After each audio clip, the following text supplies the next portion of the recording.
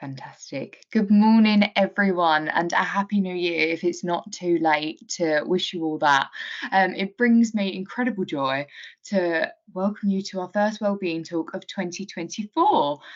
So, just a reminder before we kick off, we are recording today's session. So, if I could just ask everyone to keep their cameras off, to keep themselves muted, and just a reminder that we are using the chat facility today. So, if you do have any comments, if there is any interactive sessions throughout, please feel free to use the chat. And if you do have any questions, there will be time at the end, and myself and my team will go through and pull those out to ask Megan.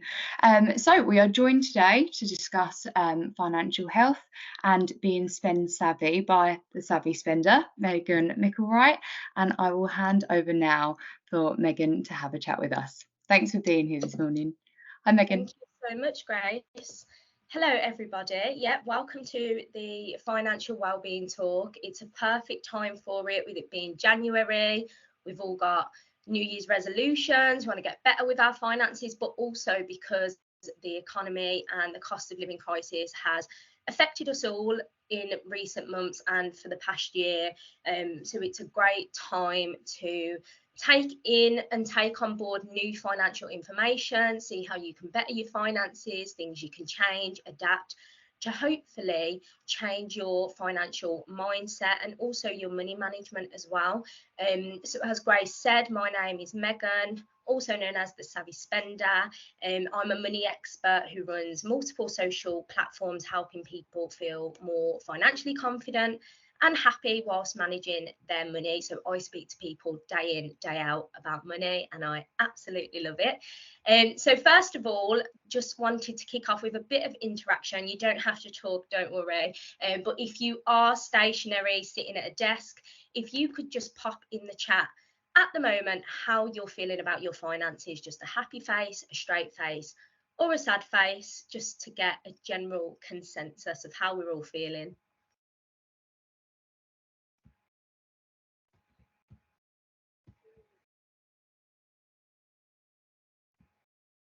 Oh, it's good to see a happy face. I love that.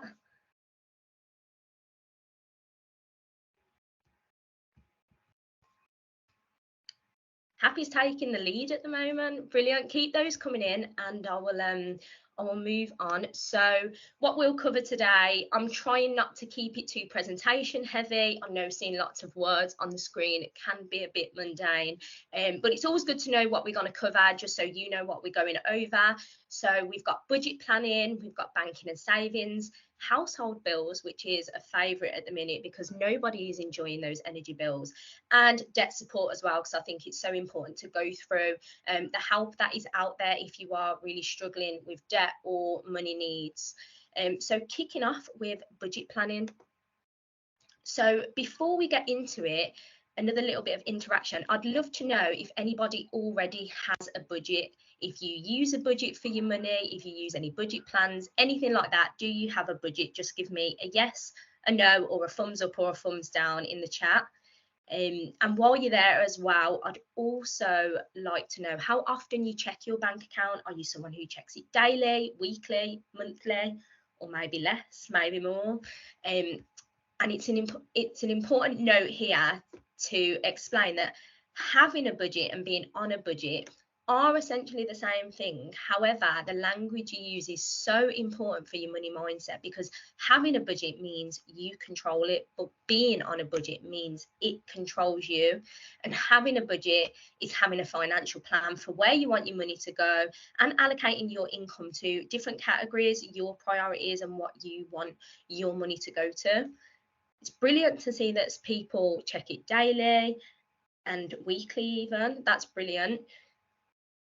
And I don't think I saw anybody who has a budget. Interesting. That is what we're going to get into at the minute. So I've got some very interesting stats you might find. So according to a public study, over 57% of Brits cannot confirm how much money is in their bank account. And that's because not many people are checking it. But the good thing is quite a lot of you are checking it weekly, sometimes daily and monthly. So hopefully you should know how much is in your bank account. And over 65% of people in a different study revealed that they do not know, I'll put do know there, that is a typo on my part. They do not know how much they spent the month before.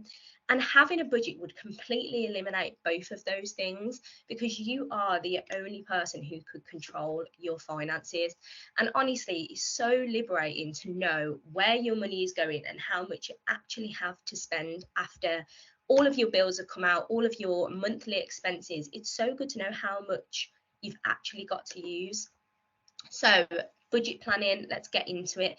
There are lots of different methods to budgeting. The most important thing, though, before you even start to look at a budget plan, is knowing your incomings versus outgoings. And you don't need to have anything fancy to do this. There are bank apps, budgeting apps, but just pen and paper. Have a look at your bank statements, have a look at your direct debits, your standing orders, get it all down on pen and paper, what is coming in, what is going out. You can use a spreadsheet or you can use a budgeting app, but any work fine. Pen and paper is so simple and it's the least overwhelming. And it does sound so simple, thinking, oh, your incomings versus your outgoings. Of course, I know what's coming in and out, but I speak to so many people who do not know what they have coming into their bank account and what they have coming out. And getting it down on paper, just physically, so you can see it, so you know how much you're spending on your monthly bills, your expenses, just seeing how much you've got left after, so you can start putting some money up or saving towards a holiday or whatever it is that you want to do with your money that's left over. Just wanted to mention there as well that in terms of budgeting methods, this one's my favourite, zero-based budgeting. There are also other alternatives. There's the 50-30-20 method that some of you may have heard of. That's a very popular one. The reason I'm not too keen on that is because it's quite restrictive with the percentages. And another one which may be popular across some of you guys if you do cash in hand jobs is cash stuffing, where you physically write down the categories on envelopes and put that cash into envelopes so you can spend on the different categories physically. But my favourite budgeting method is called the zero-based budgeting, and it's basically income minus expenses minus your savings. And the reason why I love it so much is because it is so simple. And once you've minused all of those things, it should equal zero, meaning every penny is accounted for. And that's why I love it so much, because you know where every single penny is going. And if you're a control freak like me, you will love this method too. So just a little bit about zero-based budgeting and how you would put that into play. So as I mentioned a little bit earlier, you would list all of your income. So make a list of all your income sources. You know, does someone send you £5 every month for a family subscription, for example? Any income, so your salary from your job, are you entitled to any benefits, anything like that, list it all. And then identify your expenses. This is fixed and variable expenses on a monthly basis, so things like your grocery bills, your fuel, if you use public transport, things like that. And then set categories, so categorize that spending. This can include things like if you are saving for something big like a wedding, make sure you add that to your categories. Your categories are whatever you want them to be.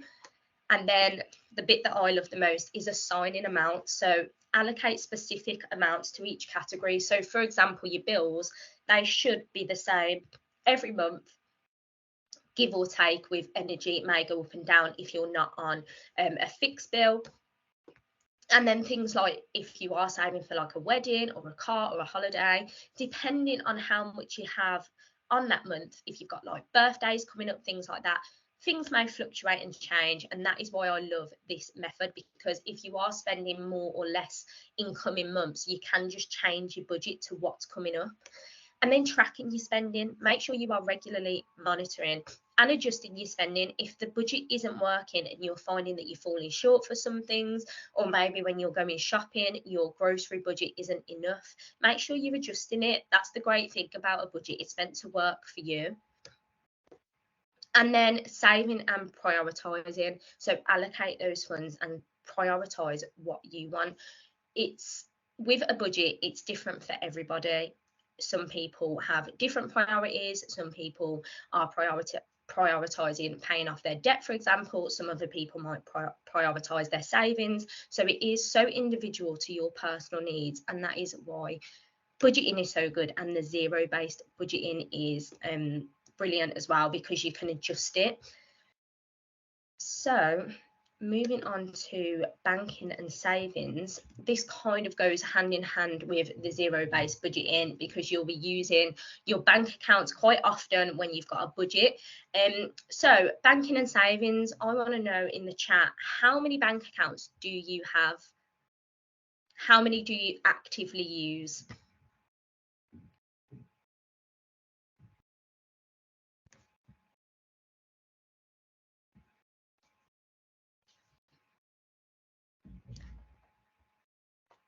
Brilliant, because the answer should be at least two, and a lot.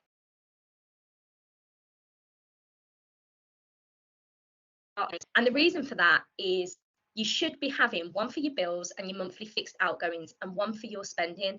And keeping these two things separate ensures you never fall short for your bills and only spend what you have for everyday spending. This sounds so simple, but it is honestly a game changer, because you will find yourself never going into your overdraft, and the fact that you make sure you have that money there to always pay your bills on time and you never fall short is brilliant. And it just makes it so much easier to track your spending as well. If you know all of your bills are coming out of one account, you know that you can just track your spending from your spending account. And another way that I like to do that is something called sinking funds. And sinking funds is a saving method. And essentially what they are is saving pots that are set up to save for a particular expense or purpose. And they're such a simple but effective way of saving. It really comes into your mindset. I was actually talking about sinking funds to my partner yesterday, where you could put all of your extra money up in your savings, but if you was to then want to book a holiday, you would have to take money out of your savings, and you'd physically see your savings go down. Whereas if you allocated less to your savings and put some money into a holiday pot, that money is already allocated to your holiday pot. It would have never have been in your savings. And it's a mindset thing to know that that money is already allocated to a certain thing, and that's what it's being spent on. So with sinking funds, you save up little and often, and you put money away in these pots so they can be used at a later date for a particular expense. And again, this can be anything: dog grooms, salon trips, holidays, birthdays, absolutely anything. And I've put an example here: setting up a Christmas sinking fund in January, saving a certain amount every week or month, and using the money at the end of the year to buy your presents. So you could just put a fiver up every week into that Christmas sinking fund. And then once it gets to Christmas, you don't have to use a big bulk of money or put anything on a credit card or anything like that. It just helps you to stop digging into your savings pot. And also it helps to alleviate spending guilt. This might not be something that everybody has, but I am someone who really does not like spending money on myself. And when I do, I think, oh, I probably shouldn't have spent that money, or that could have been better spent on something else. But having my own spending pot, which is called Treat Yourself, it helps me to alleviate that spending guilt. So it's a brilliant method to put in place. And here I've just got some benefits of sinking funds. So it helps you plan for those irregular expenses. You know, holidays aren't something that happen every month. If they do, you are a very, very lucky person. But helps plan for irregular expenses, makes saving feel effortless, because when you are putting up a couple of quid, fiver here and there, you don't really notice it as much as spending a big bulk of money. And it helps you to avoid using your overdraft or credit. You know, if you've got an allocated pot of money for something, you are less likely to go and use it on your credit card or an overdraft. And it also helps make your spending more mindful. I do talk about mindful spending quite a lot in my day-to-day talking about money. And this is just prioritizing what your money means to you and what your overall goal is, and spending on the things that mean something to you and less on the things that don't. And then again, helps eliminate spending guilt. So I've just touched base on that. So, you know, treating yourself, it shouldn't be a guilt thing. And especially if you've planned and saved for that purchase, you know, keep on treating yourself if you've got a sinking fund there for that particular thing. So sinking fund examples, I've just gone through these sort of things, but things like car maintenance, if you've got a car, those sorts of costs spring up on you so quickly before you know it's like, wow, an MOT is due. I didn't know that. Birthdays and gifts, holidays, pet costs, Christmas days out, especially if you've got a pet and don't have pet insurance, which I highly recommend having pet insurance. But if you don't have pet insurance, a pet sinking fund is brilliant because you never know what could happen. I mean, a few months ago, my dog decided to get into my bag and ate 10 chocolate bars, and I had to take him to the vets, and it cost me £400. Luckily, I did have insurance, but there was an excess, and it just comes straight out of my pet sinking fund. So it wasn't any money out of my savings, so it softened the blow a little bit. Somebody's asked where you keep your sinking funds.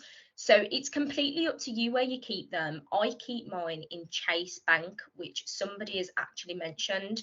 And you can open up to 10 different pots in Chase and you can name them. So I have holidays, birthdays, Christmas, and whenever I get paid, I just allocate a certain amount of money to all of them pots. Monzo also do it. Monzo, I think you can open unlimited pots on Monzo, which is brilliant. The only reason I use Chase is because you do get 4.1% interest on all of your pots that are open, and that is paid monthly as well. But I will come on to interest and savings in a little while. So these are just a few little nuggets of money savvy tips from me when it comes to banking and saving. So it was quite good actually that everybody put in the chat that they do check their finances at least monthly. So checking with your finances at least monthly, make sure you know what's going on with your money. Maybe you get a transaction that you're not too sure about. How are you going to know if you don't check it at least monthly? I mean, I'm a tad obsessed with my money, and I do check my bank account daily, probably more than daily, but at least monthly. That is absolutely brilliant. And while you're there, see if your bank has any perks. Make sure you are getting the most for your money.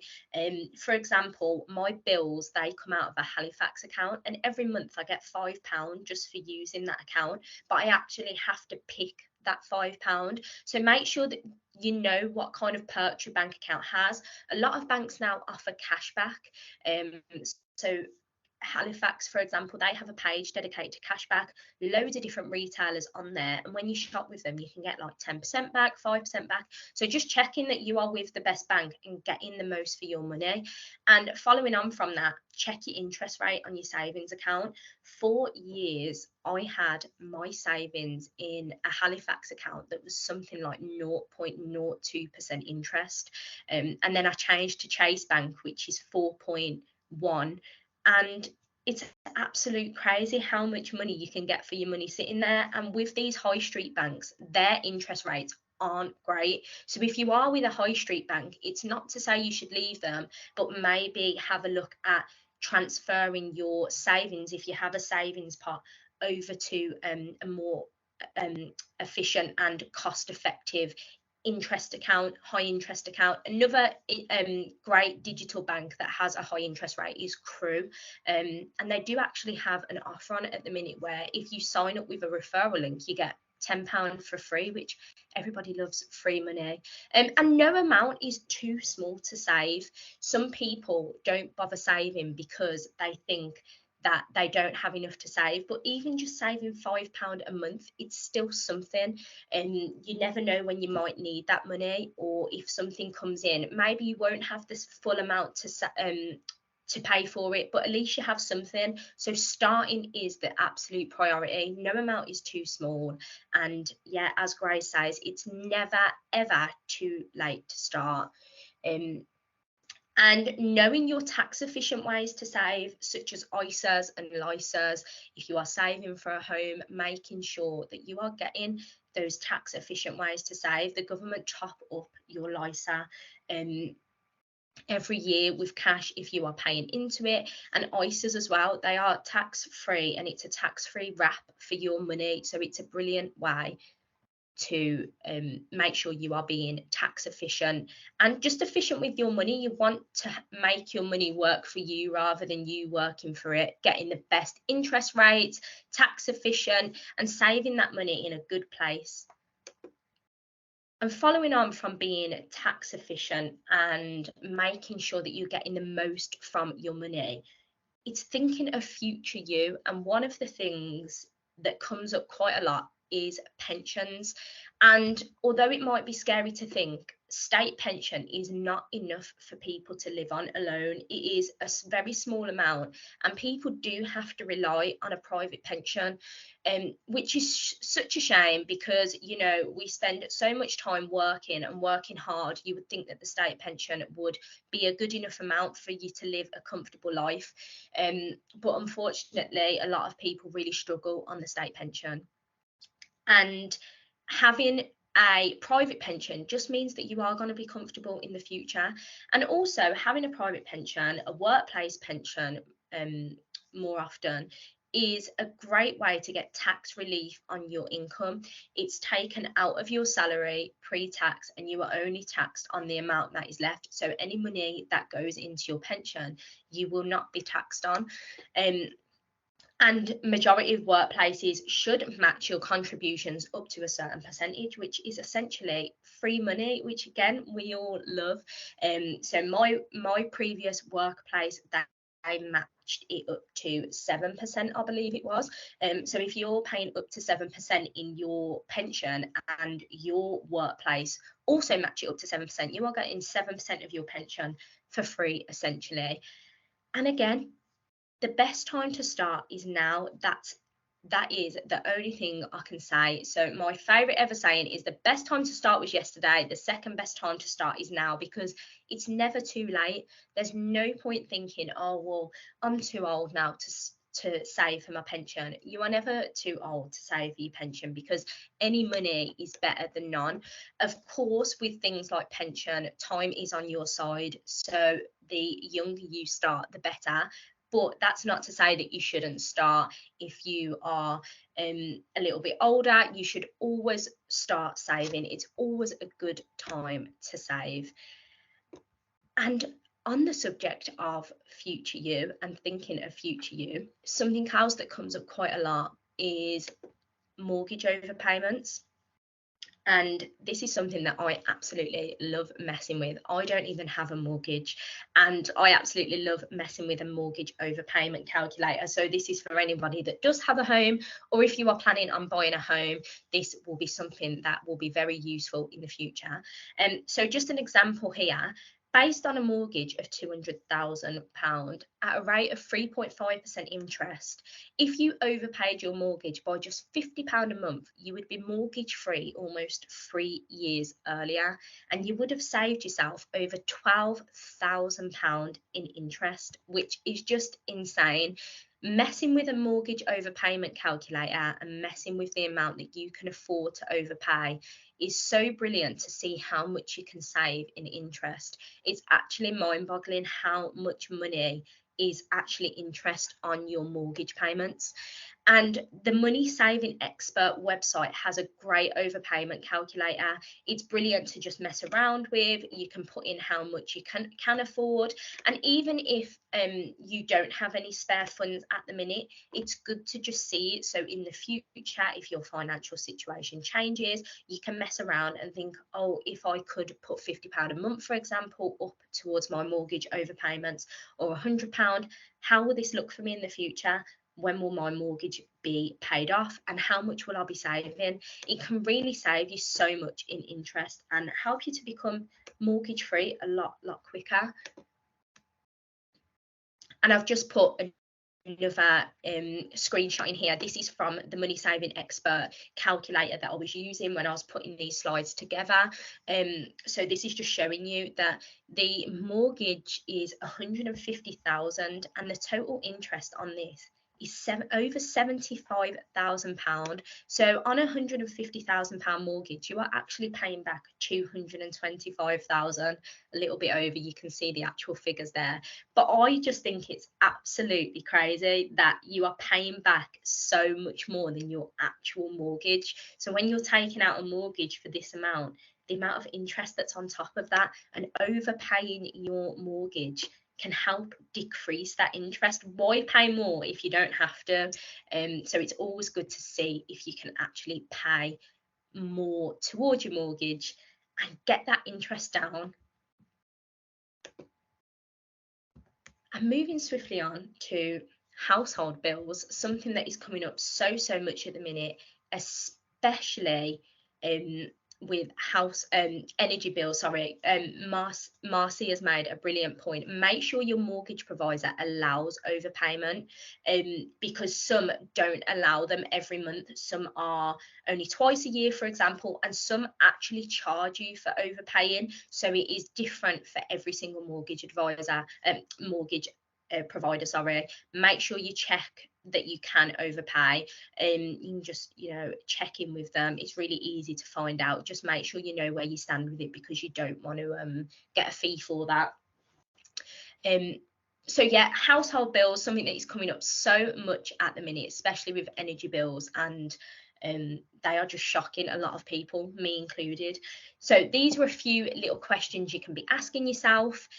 Firstly, are your bills correct? Are you being billed correctly? I was just telling Marcy before this call started that sometimes smart meters can send over the wrong readings, and I just think that you can never trust tech. So make sure that your bills are correct. Make sure you're being billed correctly. Check your bills when they come in. Check your meters, especially when the costs go up. When you know that energy bills are about to rise, it's always in the news when they're about to rise. Make sure you look at your meters, because they could bill you for the higher amount when actually you were supposed to be on the lower amount. So make sure you are checking your bills, making sure your bills are correct. And kind of related to the same, are you paying more than you need to? So again, this could be because you're being billed wrong, but also for things like your TV. Are you watching? Are you getting the most out of your Sky subscription, for example? Are you paying for a landline that you no longer use? Is your water bill too high when you could have a water meter instead? Things like that. Make sure you are not paying more than you need to. And something that follows on perfectly is, are you haggling down your bills? So again, you shouldn't be paying more than you need to. So make sure you are haggling down those bills. It doesn't always work, but with your existing providers, give them a call, let them know that you want to try and get your bill down. It's too expensive, the cost of living is high. Again, it doesn't always work, but it's better to ask the question. You're not going to know unless you ask the question. I actually did this with my Wi-Fi recently. After my first year with my Wi-Fi company, it was meant to go up in price, so I was paying £28, I believe it was, and they wanted to put it up to £48. And I phoned them and told them that that was way too expensive, I can't afford it, I'm going to cancel. And they come back to me and said, okay, we can reduce it to £24, so less than I was originally paying. And they actually gave me a higher Wi-Fi speed. So they put me onto fibre, a fast fibre, and yet I am paying less than I was originally. So if you don't ask, you don't get. Make sure you're haggling down those bills. Same with your phone network providers. I think my partner ended up getting his phone bill from something like £28 to £13 just for asking. And when is the last time that you price compared? So when you are loyal to a company, whether that's your energy, Wi-Fi, TV subscription, you can just end up paying the same, and you are not sure what other offers and deals are out there. But comparing prices to other providers is a great way to save some money. Make sure you are getting the cheapest deal that you can. And there's great sites out there for things like this. You don't have to compare manually. You can go on the comparison websites, go compare, switch, that sort of thing, and make sure you're comparing prices and getting the best deal. And lastly, are you entitled to any help?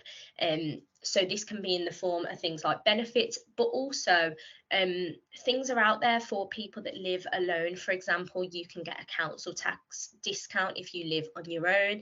If you have a disability, illness, mental health condition, you could be entitled to PIP and other benefits out there like that. And a lot of people think that because they're working, they may not be entitled for any help with benefits, but you may be surprised that you could be potentially entitled to something. So make sure you are checking that if you are struggling and need some help. And I've just popped on here some of the benefit calculators. So these are calculators that you can go on. You can input your bills, how much you get paid, your personal circumstances, and it will tell you whether you're entitled to any benefit help. So they all do the same thing. It's just some of them may be easier to use than others. There's entitled to, turn to us, and the better off calculator.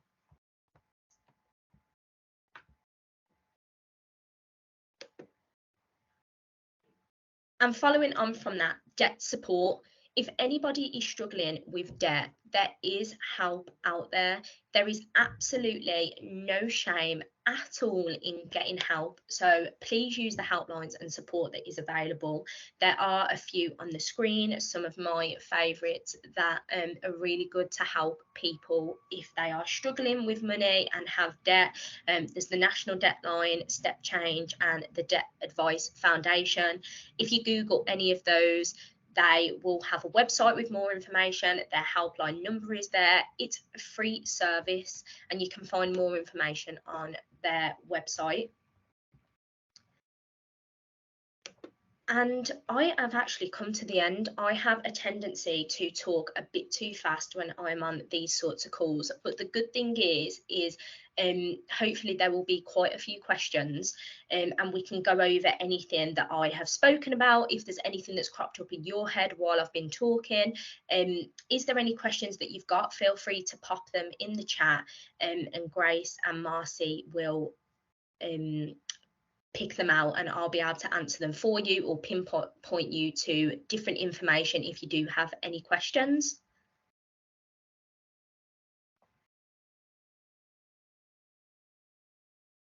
Again, I had just popped some information onto the chat about social tariffs. I always get really amazed that people don't realise that there's a thing as such exists. So if you're claiming any benefits, there are these special tariffs.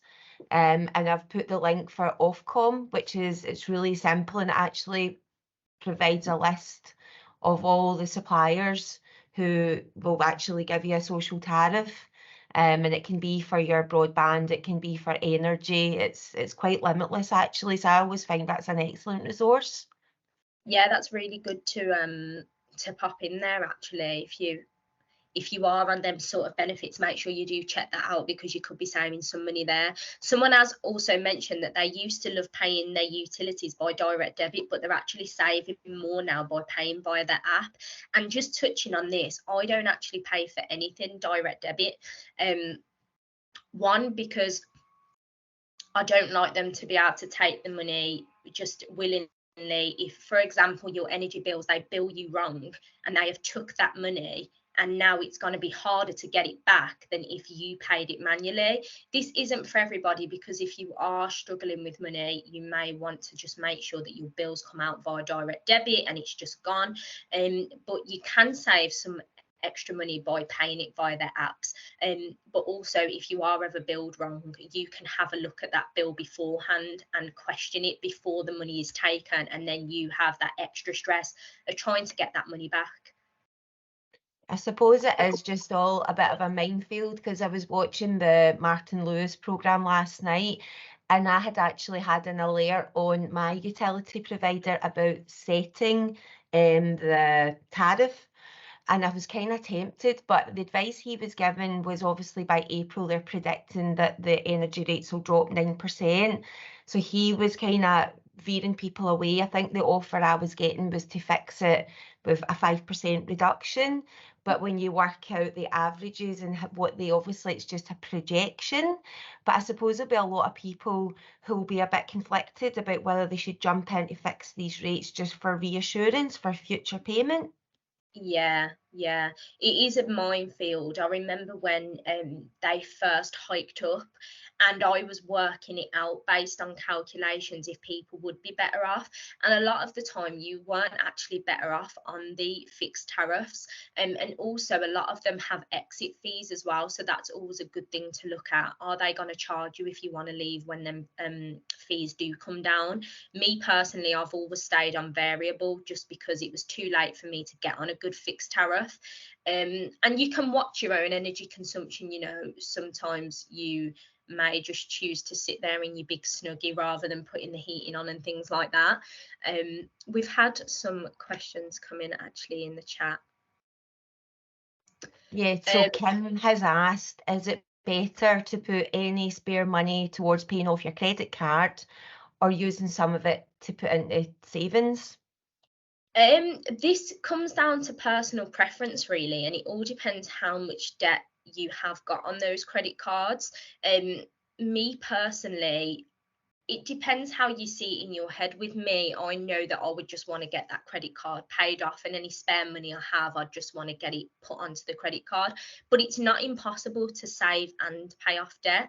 And there's debt methods out there. There's like the avalanche method, the snowball method, and they can take into consideration what you're prioritizing. So it really is personal preference.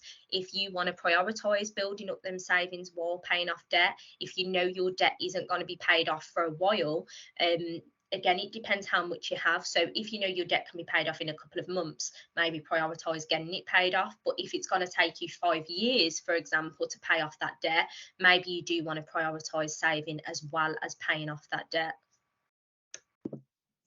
We've also been asked, Megan, Tamsin has said, how do you stop from those odd little spends? So the coffee cake, for example, or, you know, going through the drive-through. What's your best kind of tip there? I think that it's all about having a good balance. You know, you don't need to cut out these things. Life is for living at the end of the day, and there's no fun if you're just going to stop doing everything you enjoy. It's when these things happen a little too often. Are you going for coffee and cake every other day? Are you going every week when maybe it could just be once a month? That's one, how you'd get rid of the guilt, because you're saying, well, I'm enjoying this. I have a right to enjoy this once a month, but once a week is maybe a little bit too much, especially if you are trying to prioritize saving or something else. You need to be mindful of what your goal is, and is this money that you're spending on coffee and cake better spent elsewhere? And you can just go once a month and enjoy that coffee and cake. It's like when you're having takeaways a bit too often, you end up not enjoying them as much. And when you cut it back a little bit, you actually start to enjoy them for what they are. So it's have a good balance and don't feel guilty about enjoying it. And that's why it's good to have a sinking fund as well. Have a coffee and cake sinking fund, and every month know that you're going to go and enjoy that coffee and cake because the money is there to spend on it. Don't feel guilty about it. Fantastic, I completely agree. And just going back to credit cards slightly, would you suggest to stay away from credit cards? Where do you sit with the credit card conversation? Again, it depends what your background is with it. So if you have been in debt before, and you know that you might be using your credit card to spend on things that, you know, particularly shouldn't be on a credit card. For example, if you are using a credit card to pay for takeaways and things that are like luxury, then, you know, steer away from it. However, credit cards can be good to build your credit score. So if you are someone who is looking to build your credit score, for example, get a builder credit card and use it for something specific, like your fuel, for example. A lot of people just use a credit card for fuel, buy their fuel on it and then pay it back, and it's helping build their credit score. Me personally, I haven't ever had a credit card, and that's not because I think they are bad at all. It's just it's so easy to have that money available, and because it's not actually your money and you don't see it physically like it in a bank, it feels a little bit like monopoly money, like, oh, I'll pay for it now and worry about it later.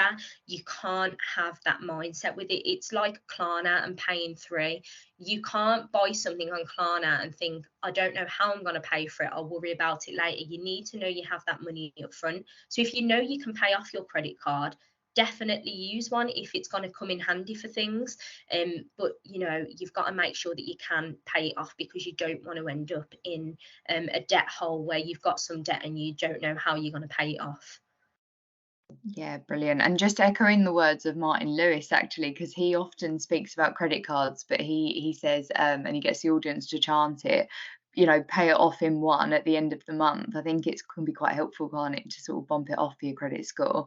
I Yeah. know that there are various credit cards that have quite good sort of cashback rates as well. So I think that can Yeah. sometimes be an enticement. But as you say, being really conscious that if you are spending on there, you have to have those funds available or know that they're going to be available, can be a really good sort of reminder there. Just also dipping back into the conversation around mortgages. Alistair's popped in. We haven't mentioned offset mortgages. Do you have any views on that at all? I don't. In terms of mortgages, it's not something that I am expert on because I've never had one myself. It's not something that I've delved into because I haven't needed to yet. And it is an absolute minefield. So no, I don't have any views on that, unfortunately. Sorry. That is absolutely fine. And then just a sort of a final one here. So when we are sort of looking at trying to save, also just going back to the sinking pots idea, or sinking, I call them sinking pots because I use the pots on Monzo, but you know, the sinking funds, would you say it's best to contribute to those monthly, or would you say that it's better to sort of time plan around those, or would you say that it's always best just to have spare pots so that you can allocate them as and when? Yeah, as and when. It depends kind of when them things are happening. So me personally, some are paying to monthly, but others are just as and when because they're like one-off things, for example. So like if I've got a holiday coming up, I will put money in it monthly. But if I don't have a holiday booked at the minute, but I still want to put money up into my holiday sinking fund, I would just do it as and when I've got some spare cash. I think I'll throw that into my holiday sinking fund. So it kind of just all depends, but that's what I love so much about sinking funds. It's whatever you kind of want to do with them, and you save little and often, as much as you can, as little as you can, and it can be kind of irregularly, regularly, yeah, whatever you want to do with it. Kim's made a really good point here, that she likes using credit cards for online purchases, is you get protection if things go wrong. This is a brilliant point. You know, if you are booking things like holidays, big purchases in particular, it is good to use a credit card because you are protective if anything was to go wrong. And something that I don't have a credit card, as I mentioned, but there is an app called Zilch, and it's actually a buy now pay later app. So I don't recommend buy now pay later, but with this Zilch app you do get a pay it all now option where you get cash back. But because it is a buy now pay later app, even if you use their pay it all now option, you are still protected as you would be with a credit card. And I actually booked a hotel with my Zilch card. I paid it all straight away, so it took the payment instantly from my bank. It's not something you have to then go and pay. It's instantly taken from your bank if you press the pay or now option. And I booked a hotel on it, paid for it straight away. And there was an issue with the hotel. We didn't end up staying, and booking.com would not give us our money back. And it went on for months. And it was like a light bulb moment. I was like, wait, I paid for this on my Zilch card. And I got in touch with Zilch and they got me my money back, and it was like no problem at all. So yeah, there are things out there where you can be protected if you do use things like credit cards, and also things like Zilch. Again, buy now pay later, I don't recommend it, but they do have a pay it all now option. So if you are tempted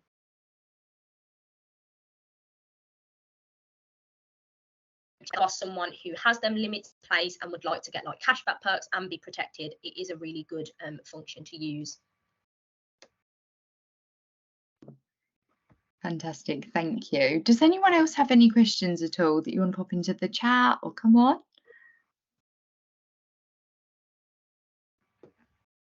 Okay, what is your view, Megan, on 0% finance offers? It depends what you're using it for, what you're using the finance for. Obviously 0% is brilliant because you don't want to be spending more than you need to. And it's the same with credit cards as well. Going back to that is the balance transfers and 0%. So my mum, for example, she has a little bit of debt that she's paying off, but she's constantly transferring it, so she's got no interest. And I don't know how she does it, but she's constantly transferring her debt from credit card to credit card because she gets that 0%. But again, it all depends what you're doing in your personal life, because that can affect your credit score. But if you're not using your credit score for anything and your priority is to get that debt paid off, that can be something you can do. But yeah, 0% finance offers, it really does depend on what you're using the finance for. If it's something that's, you know, beneficial and you know that you can pay it off, then yeah, go for it, because 0% is brilliant. But it just depends what you're using that money for. And in terms of interest, actually, something that I'll mention here, quite off topic, but car finance, because I saw the word finance, car finance, the APR on car finance is usually quite big, and I ended up getting my car finance through my bank. So with your high street bank, if you because you're a customer with them, they usually give you lower interest rates. And with my car, if I was going to go through the finance company with the car dealership, my interest on my finance would have been 14.8%. And with my Halifax car finance, it was actually 3.8%. So it was a huge drop, and it was something I'd never heard of before. I didn't know that banks offered car finance. So, you know, things like that, always shop around, make sure you're looking for the best interest rate. Just like your bank, any finance options you are looking at, make sure you're getting the best interest rates on them. So 0% would be brilliant, but it all depends what you're using it for. Megan, just a question from me. What's your thoughts on credit union? Credit union. I don't have any sort of opinions on that, to be honest, because I don't use any sort of credit function. So I haven't looked into that, any sort of anything to do with credit, because it's not something that I've ever used before. And I tend not to talk about, I mean, I know we've touched on it quite a lot here, but I tend not to talk about anything to do with debt or credit, just because that should come from like a financial advisor. So just to mention as well that anything that has been spoken about, mortgages, finance, you should always get it double checked with a financial advisor. And this isn't actually financial advice, it's just for education purposes and guidelines. So yeah. Thanks. Online bank account, someone's asked. I use Chase, so it's Chase Bank. They are a digital bank, just like Monzo, and Monzo is another one that I mentioned as well, but I use Chase. The questions have been rolling in. I'll pop a link in for Chase too on there. I'm just trying to frantically search for one. And then just a final question, Megan, and then we will let you go. What's your opinion on investment ISAs? Investment ISAs are brilliant. In terms of any sort of ISAs, they're great because they have tax wrappers around them. Again, important to note that investments are, you know, they can be seen as a risk because your investments can go up or down. So always make sure you're talking to a finance advisor or an accountant with investments and things like that. But in general, investment ISAs are brilliant, especially if you are looking to get into investments. They are a great tax wrapper and can help you to, you know, build your money up if you are making good investments. Okay, I think that's everything. I think that is everything. Thank you so much, Megan. I'll let you conclude. just as a last minute thing, this is more reflection, you don't have to pop it in the chat, but just to have a think of, is there anything that you'll be taking away from this session to research further, implement or try out, just to make sure you're reflecting on the information that you've taken in, and just to find more information, or if you want to ask me any questions, if there's anything that hasn't cropped up that you'd like to speak to me further about, or if you'd just like to follow me and hear more about money on a daily basis, you can find me on my website, my Instagram, and LinkedIn if you have it as well. So thank you so much for listening. I hope you have taken something positive away from this call, and I hope that it helps you feel motivated to change your finances and feel positive with your money mindset. So thank you so much for having me. Thank you so much for joining us, Megan. It's been a fantastic session to kick off 2024. I think with the financial pressures at the moment, the cost of living crisis, the way that everyone from every background is having to really adapt and change at the moment, this sort of session has been incredible, and hopefully has provided some inspiration for those of you that were able to join us. So thank you so much for everyone that has. I know that a few people have had to drop off. They're starting work at around 9, but it's really fantastic to have this platform to have this discussion. So thank you so much for your time and for everything. Thank you so much. Thank you for inviting me on. We finished early as well. That's thanks to me and my very fast talking. So apologies if I did zoom through that, guys. No need to at all. It was a fantastic pace, and I really took so much, and evidently from the chat, so many others have too. So thank you so much. Brilliant. Well, thank you all. Thank you so much. Thank you, everybody. And hopefully we will see you all at our next talk, which is scheduled for the 7th of February. And we'll be looking at eating disorders and codependency. So thank you all so much. And any additional comments, questions, anything at all, please feel free to reach out to us at the EIC to continue the conversation. Or as Megan said, reach out to her directly too. Thank you all so much for being here. Have a lovely week. Thank you. Bye.